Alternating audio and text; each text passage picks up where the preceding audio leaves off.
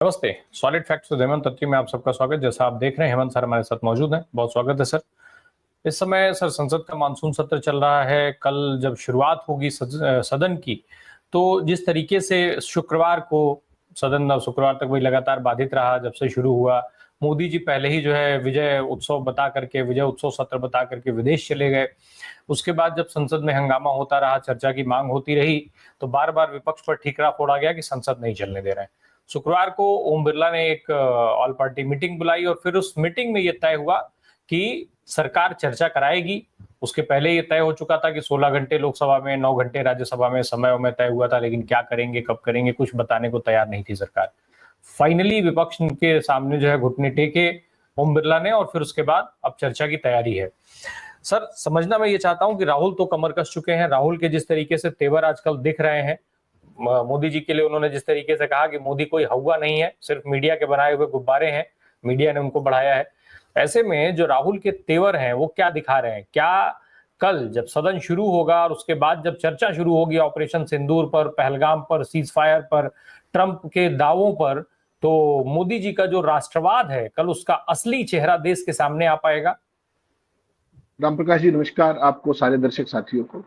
देखिए, सदन के जो पहले 5 दिन थे, यानी कि फर्स्ट वीक 5 दिन वर्किंग डे होते, वो तो खराब हो ही गए पहले, जिस तरीके का वो चला डेडलॉक।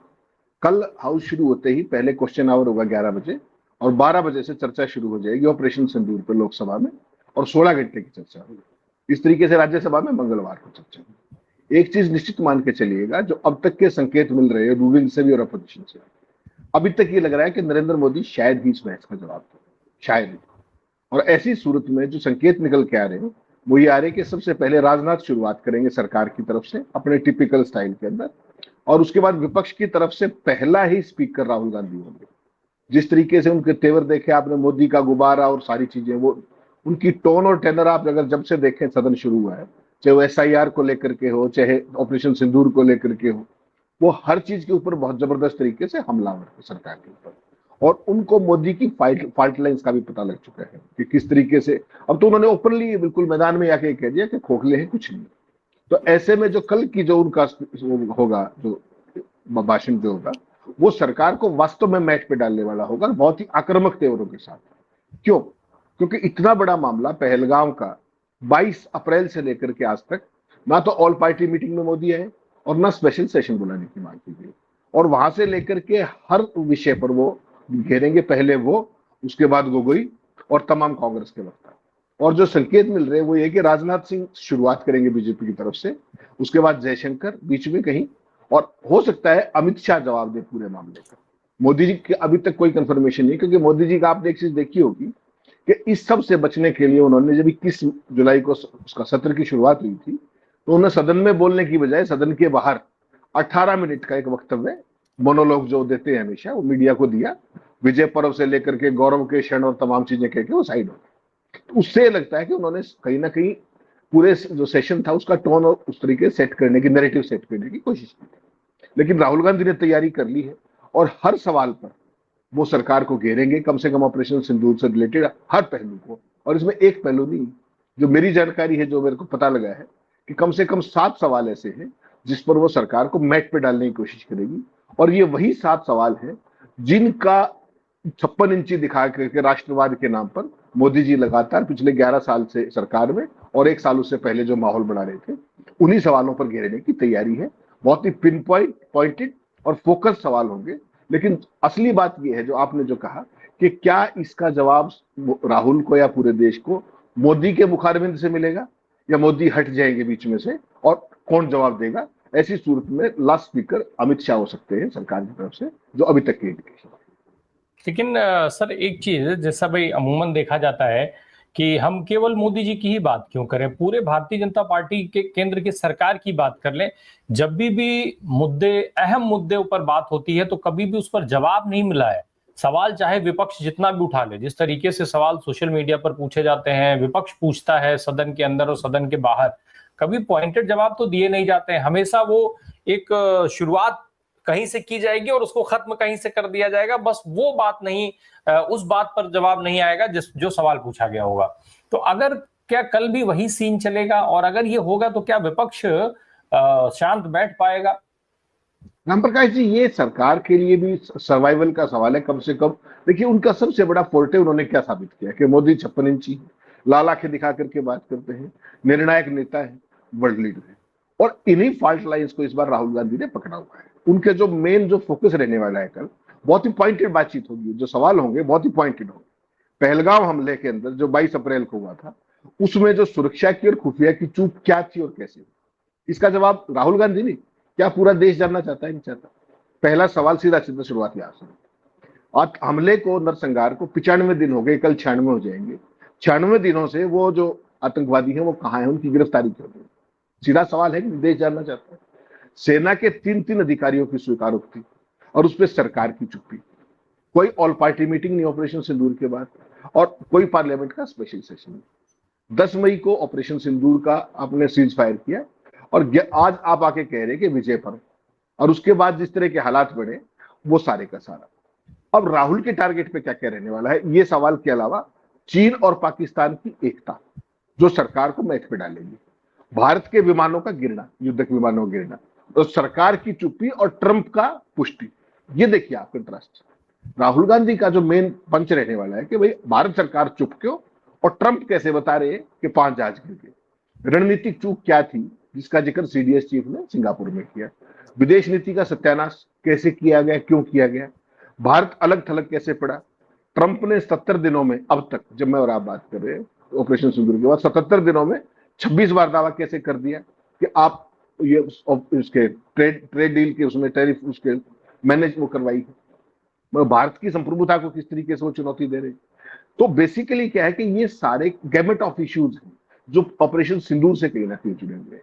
और सबसे महत्वपूर्ण सवाल जिसपे राहुल गांधी गिरने वाले हैं पर्टिकुलरली, वो है जयशंकर का वो बयान, जिसमें उन्होंने क्या कहा था कि हमने पाकिस्तान को बता दिया था कि आपके आतंकी हम शिविरों पर हम हमला करेंगे, they are on our target, और आप दूर रहिएगा। वो सवाल सरकार को मैट पे डाल सकता है, क्योंकि आप जयशंकर को स्लिप ऑफ टंग नहीं कह सकते, और स्लिप ऑफ अगर टंग थी तो वो उसको करेक्ट भी कर सकते थे। उन्होंने जो बात कही कि ऑपरेशन से पहले हमने बता दिया था, सारी दुनिया ने देखी। तो ये सारे वो सवाल हैं राम प्रकाश जी, जो वास्तव में मोदी सरकार की अग्नि परीक्षा साबित होंगे। आपने बेहद महत्वपूर्ण सवाल पूछा है कि क्या इनके जवाब मिलेंगे, तो उसका जवाब ये कि 11 साल में किस सवाल का जवाब देश को मिला है। कहां से शुरू करेंगे? 1947 में जो पाकिस्तान के कबायली थे, कश्मीर पे जो हमला था, वहां पे शुरुआत करेंगे। ये मेरे से अभी पूछ लीजिए आप। 1962 का जिक्र करेंगे, और सारी जितनी भी नॉनसेंस हो सकती है उसकी चर्चा होगी। केवल और केवल सरकार से पॉइंटेड सवालों के पॉइंटेड जवाब कभी नहीं आएंगे। और इसकी शुरुआत ही आप देख लीजिएगा, राजनाथ जिस तरीके से वो होता है ना, जिस तरीके से पेश करते हैं वो चीजों को, और गंभीर सवालों को वो राष्ट्रीय सुरक्षा का मुद्दा बढ़ा के, सेना का मुद्दा बता करके, और जिस तरीके से सुप्रीम कोर्ट में राफेल को लेकर के वहां खड़े हुए थे, वही सारा मामला होने वाला है। अब ये देखना महत्वपूर्ण ये होगा कि विपक्ष का उस पर क्या रिस्पॉन्स रहेगा, क्योंकि सदन तो अभी 16 घंटे में तो नहीं खत्म होने वाला, सदन तो 21 अगस्त तक है। वैसी सूरत में ये जो सारी की सारी चर्चा है, और इसमें एक मत ये मत समझिएगा कि अकेले राहुल गांधी, यहाँ राहुल गांधी और गौरव गोगोई है, तमाम नेता है कांग्रेस के, और जितना विपक्ष है जिसको आप इंडिया अलायंस कहते हैं, उन्होंने भी अपने जितने भी फायर ब्रांड स्पीकर्स हैं उन सबको तैयार कर दिया है। यानी कि अभी तक क्या था कि आपको सरकार ऑफेंसिव पे दिखती थी, आक्रामक दिखती थी, और विपक्ष कहीं ना कहीं संख्या बल के दम पर कमजोर दिखता था। इस बार मोदी सरकार पूर्ण बहुमत में नहीं है, ये देखना पड़ेगा आपको, और विपक्ष भी अच्छी खासी संख्या में, और तमाम ऐसे फायर ब्रांड स्पीकर्स हैं जो सरकार की खाल उधेड़ने में सक्षम है। तो वैसे में कल से लोकसभा में चर्चा शुरू हो जाएगी, और मंगलवार से राज्यसभा में चर्चा शुरू होगी। तो दोनों ही सदनों में सरकार इसको किस रूप में आगे लेकर के बढ़ती है, वो पूरे देश की निगाहें होंगी उस पर। क्योंकि आरएसएस का 100 साल का इतिहास किस पे केंद्रित है? केवल सो कॉल्ड राष्ट्रवाद। भारतीय जनता पार्टी का, मोदी जी का क्या है? 56 इंची, डिसाइसिव लीडर, वर्ल्ड लीडर, डंकापति, मुंहबली, प्रचार जीवी, कैमरा जीवी, वो सारी चीजें आएंगी इसके अंदर। कि इस बार आपको सवालों के ना केवल सामना करना पड़ेगा, बाकी जो बहुत ही असहज सवाल हैं उनका कहीं ना आपको जवाब देना पड़ेगा। और इस सवाल का जवाब क्या है मोदी जी के पास, कि 10 मई को 5:33 पे ट्रंप घोषणा करते हैं सीज फायर, भारत और पाकिस्तान के ऑपरेशन सिंदूर। ये जो सवाल है, ये सरकार को तब से लेकर के आज तक, आपको ध्यान होगा, लगातार सरकार को हॉन्ट कर रहा है। और इसी हॉन्ट में कहीं ना कहीं मोदी सरकार को, और जो राहुल गांधी ने जो परसों कहा ना, जो एक नैरेटिव बिल्डिंग की बात होती है कि कुछ नहीं, सब गुब्बारा है, तो वही मुझे लगता है कि कल उस गुब्बारे की अग्नि परीक्षा है, कल जहां तक संसद का सवाल है, कल बहुत ही हॉट टॉपिक होने वाला है, हॉट डिबेट होने वाली है और बहुत गर्मा गर्मी होने वाली है। और मुझे लगता है इस बार सरकार माने या ना माने, लेकिन जो तथ्य है और जो सरकार जिस तरीके से मुंह छुपाती आई है पहले 22 अप्रैल से लेकर के, तो आतंकवादी की गिरफ्तारी क्यों नहीं है, और सदन से एन पहले किस तरीके से मनोज सिन्हा ने कहा कि इसकी जिम्मेदारी मेरी है। आपकी जिम्मेदारी है तो आप इस्तीफा दीजिए, अगर अधिकारियों की जिम्मेदारी तो उनको हटाइए। एक्शन तो कोई भी नहीं हुआ, जिम्मेदारी लेने से क्या होता है। तो ये वो सारे सवाल है जिसपे कांग्रेस बहुत जबरदस्त तरीके से हमला करने वाली है, और विपक्ष के तमाम दल, क्योंकि देखिए बिहार वाला मसला अभी तक ये एसआईआर पे तैयार नहीं हुई, तो एसआईआर पे ये कह के भाग गई है जो उसमें ऑल पार्टी मीटिंग थी फ्राइडे को, कि ये तो चुनाव आयोग का फैसला है और सरकार एक संवैधानिक संस्था जो कि चुनाव आयोग है उसको हम डिफेंड कैसे करेंगे। तो वो टेक्निकल चीज में उलझ के कहीं ना कहीं विपक्ष को फंसाने की कोशिश की है। इतना बड़ा मामला जहां हर कंस्टिट्यूंसी में कम से कम 20 से 25 हजार औसत वोट काटे गए, हर कंस्टिट्यूंसी बिहार की। तो इतने बड़े मामले पर सरकार भागना चाहिए, लेकिन ये जो चीज है इस बार, जो सरकार की स्ट्रेंथ थी, सोकाल्ड राष्ट्रवाद, सोकाल्ड 56 इंची प्रधानमंत्री, वही कहीं ना कहीं वीकनेस ना बन जाए। इस बार स्थिति उस दिशा में जा रही है। एक जरा दो तीन चीजें ऐसी हैं सर, जरा उसको समझ लिया जाए।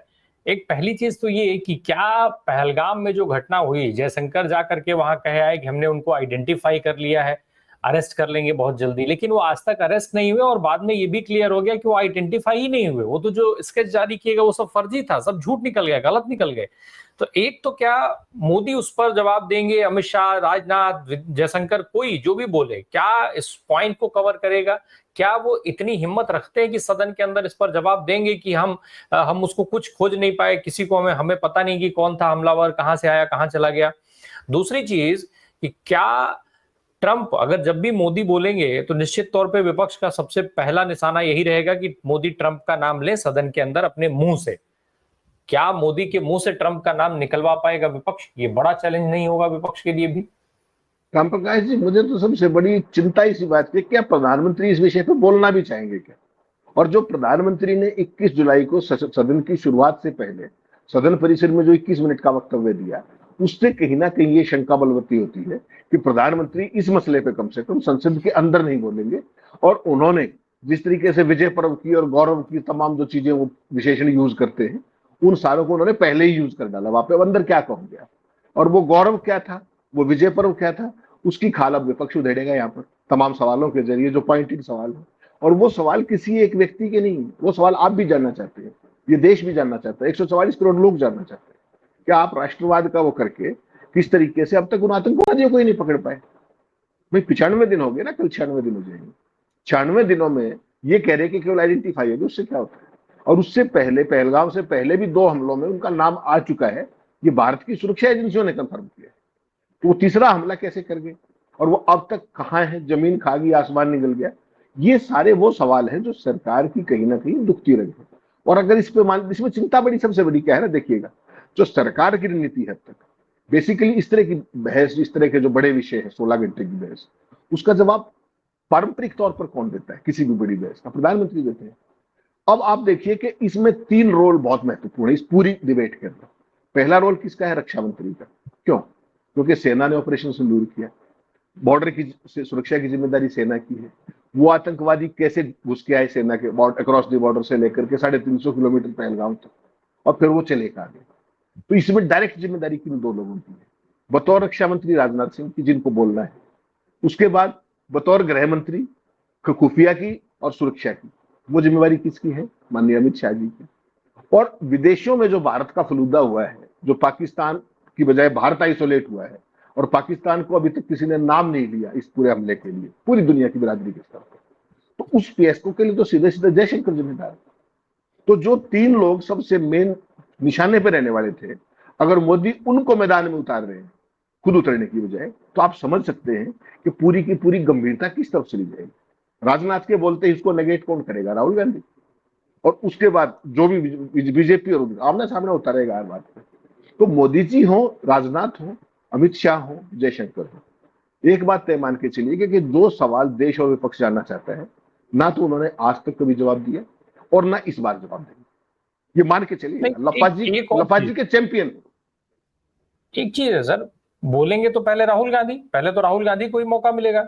एलओपी है तो पहले वो बोलेंगे, फिर उसके बाद ये लोग जवाब देंगे। तो उस जब राहुल बोल लेंगे और फिर राजनाथ कुछ भी बोले, अमित शाह कुछ भी बोले, जयशंकर कुछ भी बोले जी। राम प्रकाश जी, सरकार जब बहस शुरू होगी तो राजनाथ शुरुआत कर, रूलिंग पार्टी की तरफ से बहस की शुरुआत होगी राजनाथ, और उसके बाद राहुल गांधी बोलेंगे। वो सीक्वेंस रहने वाली है उस तरीके से। ऐसे ही राज्यसभा के अंदर पहले इनका एक स्पीकर बोलेगा, उसके बाद खड़गे साहब उसको इनिशिएट करेंगे। इस तरह का एक लगातार चलता है। यहाँ कोई अलग से वो करेंगे तो वो उसकी अभी तक जानकारी नहीं है, लेकिन है ये कि Rajnath will be the first speaker from the ruling side, और उसके बाद LOP will be the first speaker from the opposition side. नहीं, ये अब मैं जरा विपक्ष के लिहाज से आपसे समझ लूं, क्या ये बेहतर कदम नहीं होगा कि अगर राजनाथ सिंह, जयशंकर या अमित शाह जैसे लोग बोलते हैं तो बजाय राहुल गांधी के खुद मोर्चा संभालने के गौरव गोगोई जैसे किसी बेदाग चेहरे और धारदार बोलने वाले चेहरे को सामने करके उनका काउंटर कराया जाए, और फिर उसके बाद जब तक प्रधानमंत्री के बारी का इंतजार किया जाए उस समय पर राहुल बोले, ताकि सीधे सीधे काउंटर हो। वो तो ऐसा है प्रकाश जी, उसमें बहुत कोई फर्क नहीं पड़ता। अगर राहुल गांधी शुरू में नहीं बोलेंगे तो वो सीरियसनेस बिल्ड नहीं होगी। इतना नहीं, बड़ा लेकिन बाद में सर जो काउंटर होंगे किसी भी तरीके से, तो उस पे तो राहुल को बोलने नहीं देंगे ओम बिरला, वो तो माइक बंद कर देंगे या सदन स्थगित करके भाग जाएंगे। नहीं, जब इसमें ऐसा है, जब 16 घंटे की सहमति के बाद इस तरह की हुई है तो शोर शराबा तो होगा। देखिए, आप मुझे ऑब्स्ट्रक्ट करेंगे, मैं आपको ऑब्स्ट्रक्ट करूंगा, वो तो चलेगा, वहां पे हमेशा ही होता है। लेकिन छोड़ के भाग जाएंगे, सदन को स्थगित करके भाग जाएंगे, वो केवल एक ही सूरत में होगा, जब विपक्ष के हमलों से सरकार इतनी लहूलुहान ना हो जाए कहीं कि उसको भागना पड़ जाए। अदरवाइज ऐसा कोई कारण नहीं है, क्योंकि दोनों के बीच सहमति बनी है कि इस पर चर्चा होने वाली है, तो ऑल पार्टी मीटिंग में हुई है। तो आप विपक्ष कभी भी इस मामले में छेड़खानी नहीं करेगा। उनको ये पता है कि सरकार को मैच पे डालने का इससे बेहतरीन अवसर नहीं है। ऐसे में फंसी सरकार है कि जो बड़े बड़े दावे आप अपने पॉमेरियन मीडिया के जरिए बाहर करते आए हो 10 मई से लेकर अब तक, कभी कोई कराची पोर्ट को उड़ा रहा था, कोई कहीं कुछ कर रहा था, अब उनके जवाब का समय आ गया है और अब आपको वो बतानी पड़ेगी बातें। वैसे में लफाजी बियॉन्ड ए पॉइंट नहीं चल पाएगी। तो सर सरकार फंसी कहाँ है? वो जो बात बाहर बोल रही है वही बात सदन के अंदर बोलेगी, क्योंकि वहां भी अगर काउंटर करने का मौका नहीं दिया जाएगा विपक्ष को, तो वो तो सर भाई राजनाथ तो आएंगे, गिनवा देंगे कि हमने पाकिस्तान को निस्तानाबूद कर दिया, बर्बाद कर दिया। पाकिस्तान आज त्राही त्राही करता हुआ चीन और अमेरिका से मदद मांगने के लिए घूम रहा है, भले ही वो जा करके वहां से माल बटोर रहा है और मौज काट रहा है। उस पर तो राजनाथ नहीं बोलेंगे, उस पर तो जयशंकर नहीं बोलेंगे, उस पर अमित शाह नहीं बोलेंगे। इसमें विपक्ष बोलेगा ना। वो इनकी दुखती रहेगा तो विपक्षी उड़ेगा। सब बढ़िया है, हमने पाकिस्तान को बर्बाद कर दिया है, पाकिस्तान बिल्कुल घुटनों के बल रेंग रहा है आज की तारीख में। राजनाथ हो, जयशंकर हो, अमित शाह हो, उनकी एक अपनी लाइन है, वो तो उसी लाइन को टो करेंगे जो लगातार करते आए। लेकिन सदन के अंदर जब सारे विपक्ष के साझा निशाने पर एक ही मंच पर होंगे और जो जो स्पेसिफिक पॉइंटेड और टारगेटेड सवाल होंगे बहुत प्रोफेशनल वे में कि इन सवालों का जवाब दे दीजिए, तो आपको क्या लगता है कि सवाल का जवाब दिया है क्या जो इस बात कर देंगे? यहीं से लाइन क्लियर होगी कि इस पूरे मामले में हुआ क्या, अल्टीमेटली पहुंचे क्या।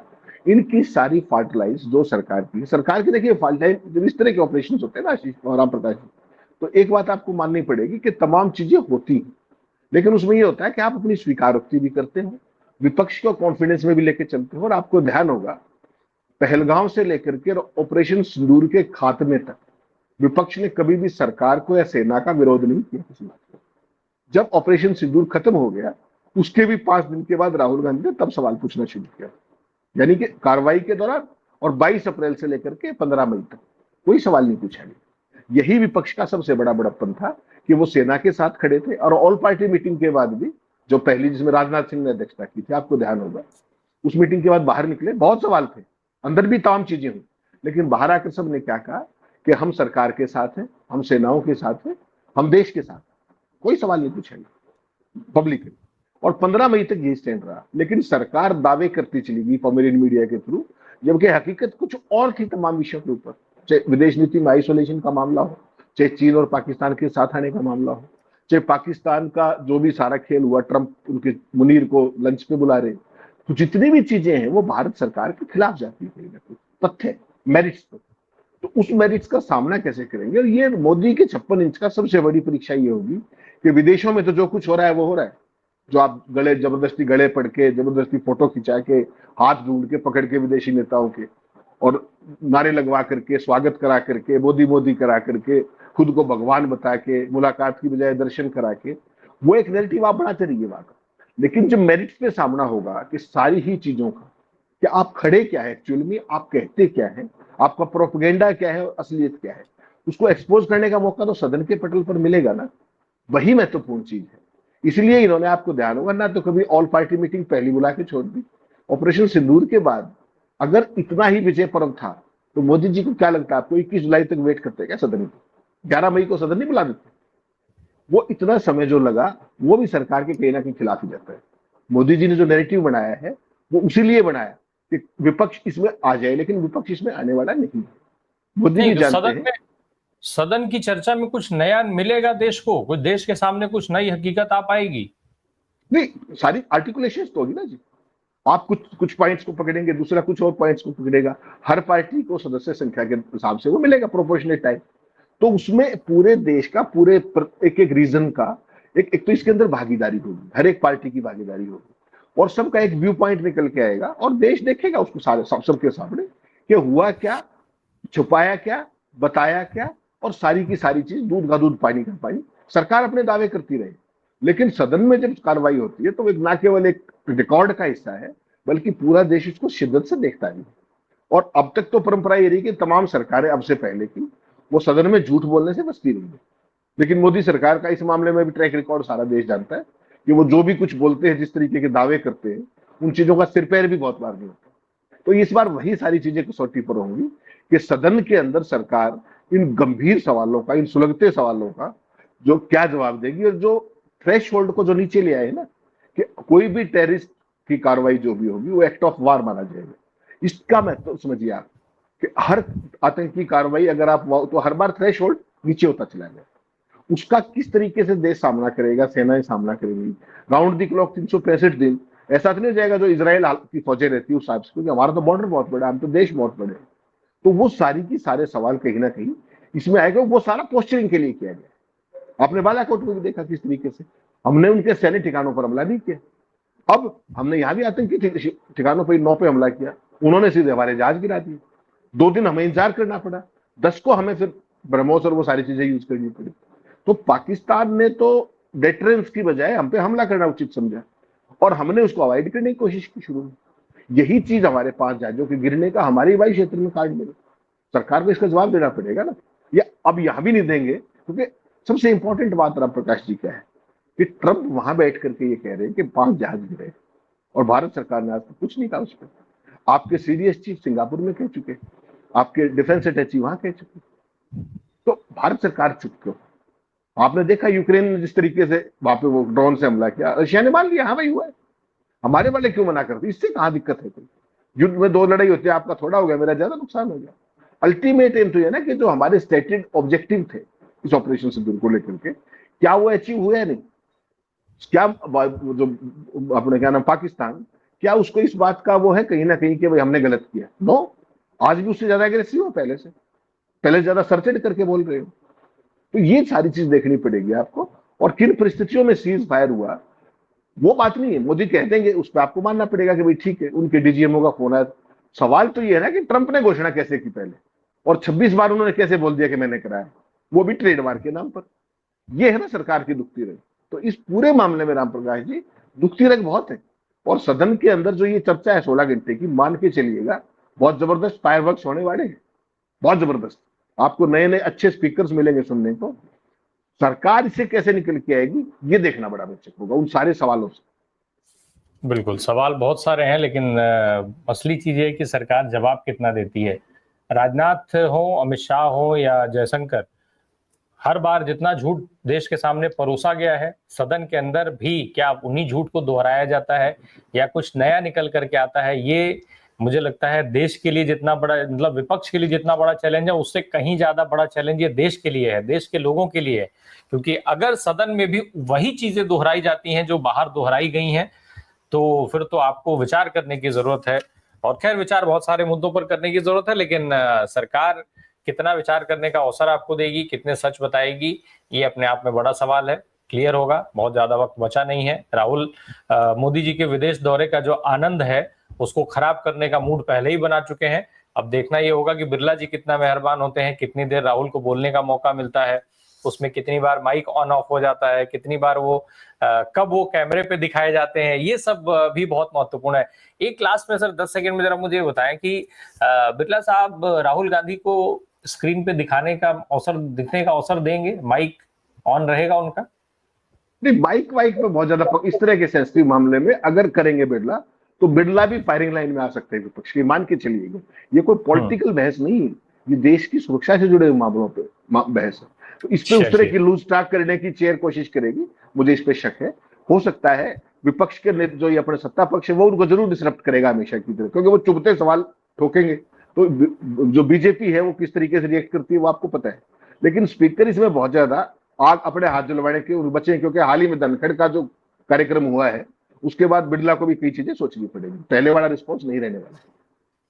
बहुत बहुत धन्यवाद हेमंत सर, से बात करने के लिए। Thank you so much.